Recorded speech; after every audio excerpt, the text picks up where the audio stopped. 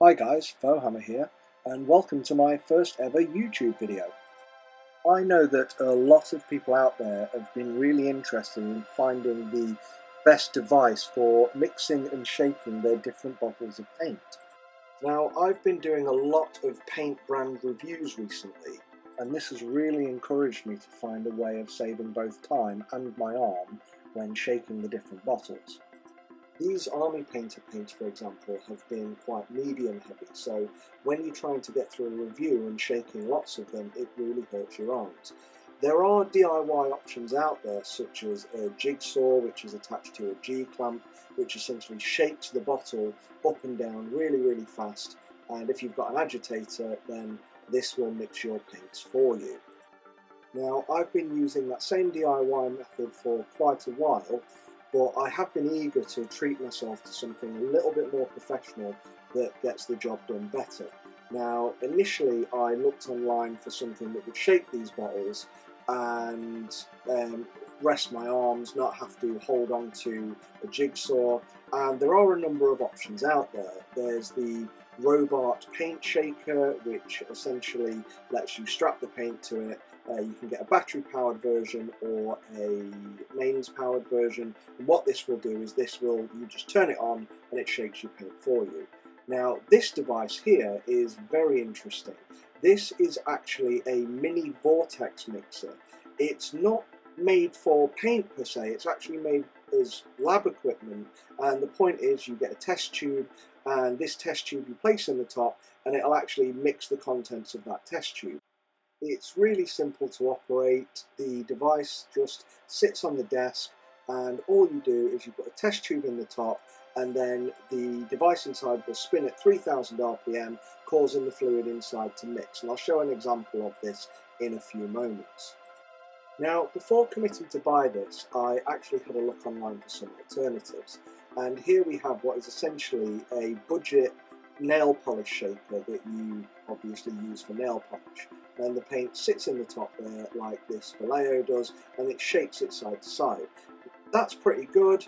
It does the job. You just turn it on and it shakes the paint. There is an alternative version that's made specifically for miniature paints. This is the robot paint shaker, and from what I understand, it is essentially a more robust version of the same thing. The robot paint shaker comes in both battery and mains powered version, and the batteries doesn't shake it quite as well, and the mains powered version will shake it a lot more vigorously. So that's really the version you want to go for if there's a mains adapter available in your country. This budget version, however, was less than half the price of the robot paint shaker, and it actually comes with both mains and battery built in. The problem with it, however, is that as soon as I received it, I put some batteries in. I know these batteries work because they were recently charged. They're Any-Loop batteries, really good batteries, have just been on charge. They work in my children's toys without a problem, and that didn't turn on. It simply didn't work. So you do get what you're paying for with these things, which is why I thought, okay, I'll step up to a robot paint shaker, but in the UK they're not available.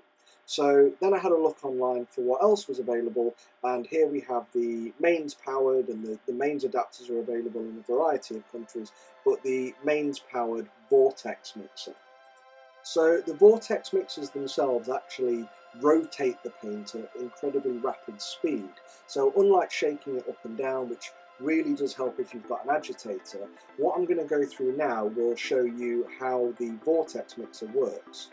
So this is thinned Drakenhof Nightshade, and to get it work you just press it down, give it a second because you need to find the right space, but press it down on the top, and then the device will force the paint to rotate, and as you can see, as you press it down, the paint inside is rotated very rapidly, and this helps to loosen up any clogged pigment, and the paint itself will shoot up the side, mixing with the medium and give you a nice consistent mix.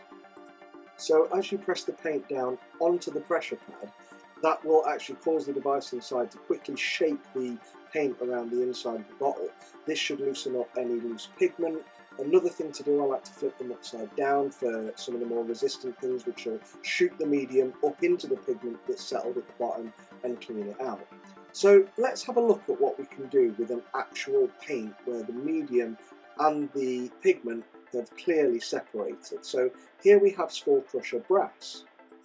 As you can see here, there's some clear separation between the medium and the pigment. So the medium itself is in the middle, it's got a slightly orange hue, the pigment itself is at the bottom, and that's your silvery gold colour.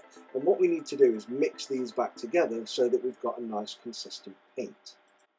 What I'm going to go through here is I'm just going to, before I've mixed it, I haven't used this in a year, so I'm going to squeeze out a couple of drops on this paper to the side.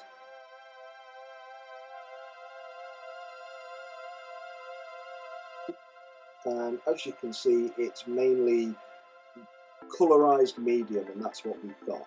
So we will get that a bit better with a bit of a shake. It's got an agitator inside. The agitator itself should help to mix the pigment back with the medium, and this is how you would normally shake a paint, or what things like the paint shakers would do for you. So let's have a look how this is mixed.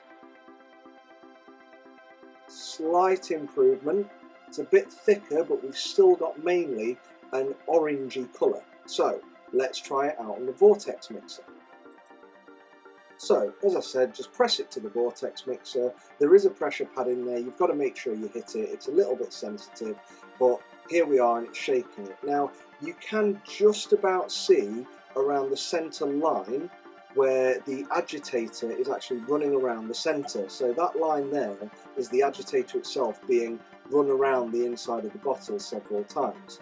Now, I was hoping that this would show a change in colour on the outside. The only thing with these dropper bottles is the paint, pigment and the medium will actually dye the bottle on the inside anyway. So I'm confident here through experience using it that the paint inside is mixing consistently, but we're not seeing it on the outside. A bit disappointing. I always like to see that change. It's there slightly, but unfortunately we can't see it. Now, I like to put them upside down as well, because when you've got them upside down, the actual medium itself gets shot up to the opposite side of the bottle, so it spins up. So if you've got any really stubborn pigment down at the base of the bottle, then that shooting the liquid medium up there will clear that out for you. So here we go, here's the drop. And as you can see, that is a perfectly mixed paint. That is exactly what Skull Crusher Brass should look like. Perfect. So here is some Balthazar Gold that I mixed up as well, given a bit of a shake. And again, we've got another perfectly mixed paint. So this is great for Citadel. I've moved my Citadel into dropper bottles. It works with all kinds of dropper bottles. We've got Dark Star here. These are another really great metallic paint. They don't settle as much, but it's good. We've got some scale colour. Unfortunately, this is quite well mixed, so it doesn't show it too well. And we've also here got the primer again from Army Painter. Again, quite a thick paint with it being primer. Just a quick touch on there will keep it nice and clean. So here's a good example. This is some Tamiya Chrome Silver X11. And this hasn't actually been opened for over 10 years. As you can see there, it's pretty much medium on top, all the pigments at the bottom, and the pigment itself has actually turned quite chunky and thick. So this is the sort of paint that would be really great to easily recover. Obviously it's still quite fluid. If it wasn't fluid, I'd probably get some extra medium in there and get a Dremel with a wire brush, but what we'll do, we'll just mix it up on the Vortex mixer and we'll see how this looks after the mix. So here we are after the mix, and as we can see, no longer medium sat on top, it's almost perfectly mixed. Could probably do with a little bit more time, but as you should be able to see here in just a second, the actual consistency of the paint in the medium is a lot thinner, so now it operates more like a consistent paint. Here we are using it on P3's Gold. As you can see, there's quite clear separation there between the medium and the pigment itself. So what I'm going to do, I'm going to speed up this video so we can see the difference before and after. So bear with me a second while I stick you on fast forward.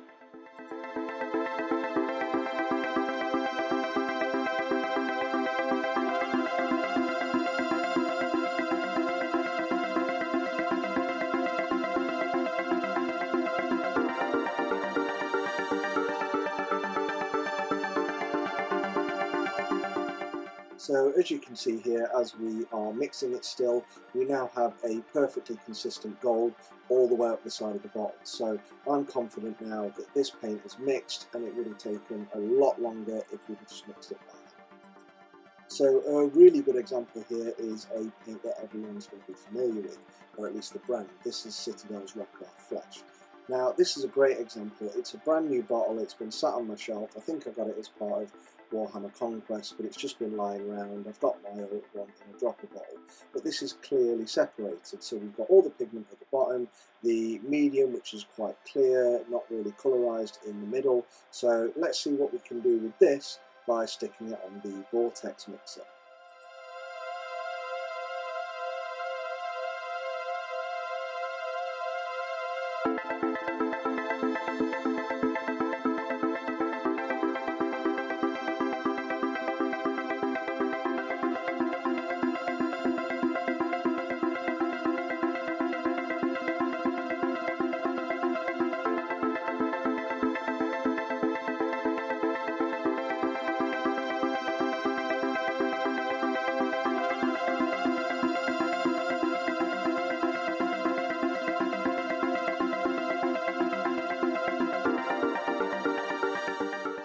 And there you have it. In less than a minute, we've now got a perfectly mixed Rockart Flesh.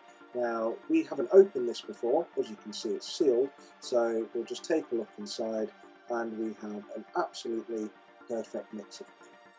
So this is an absolutely great device to have. Is it a necessity? No, not at all. You can get away with shaking, you can get a cheaper model, but if you've got a lot of paints or you've got some really pigment heavy paints, then this is an absolutely fantastic tool to have in your armoury.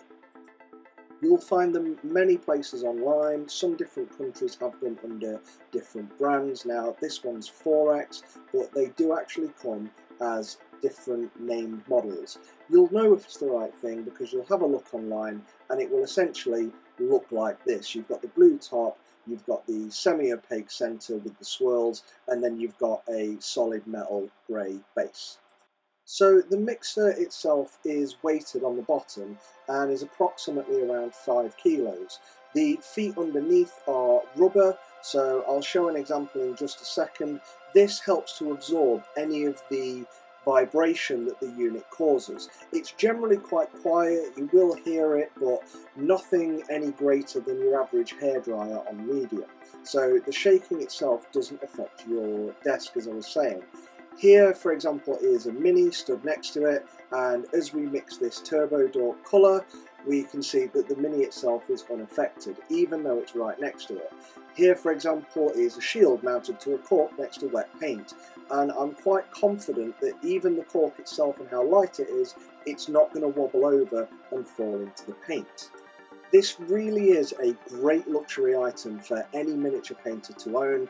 No matter what brand you've got, no matter what bottles you've got, just a couple of seconds with your paint on top of the Vortex mixer and you will have perfectly mixed paint every time. So that about wraps up my first ever YouTube video. I'm going to apologise right now for the quality. I have no intention right now of making any kind of YouTube channel. I'm focused on delivering great content and lots of product reviews on fauxhammer.com, so please just understand this is just a supporting video for fauxhammer.com. If you're not familiar with Faux Hammer or any of the things that I do, please see links below. I will have links for all of these products in the description. Please remember to click read more, and if you like what I'm doing, please like, comment and subscribe.